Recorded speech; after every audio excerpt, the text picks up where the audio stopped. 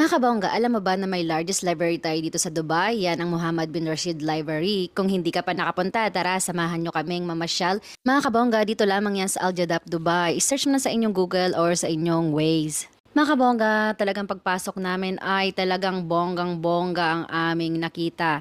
Ngayon pa nga lang ako nakakita ng ganito kataas na mga libro sa buong buhay ko. Mga kabongga, sa dami nga ng libro nila ay nang liit talaga ako dahil ang dami lang alam, char.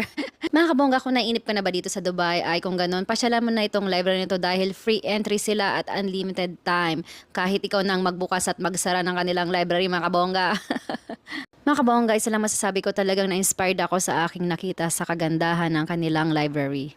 Mga kabongga, at kung nagutom ka naman, meron din silang coffee shop. Yun nga lang ay hindi na ito libre, kailangan mo na mag-order. At meron silang napakagandang place na pwede mong pag-stayan habang kumakain ka or umiinom ka ng kape.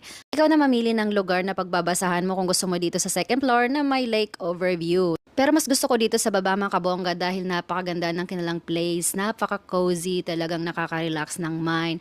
Mga kabongga, bago ka nga pala pumunta dito ay kailangan i-search mo muna kung ano ang kanilang regular timings. Hindi lang mga books meron sila, mga kabongga, dahil meron din silang napakagandang lake view, o di ba ang bongga?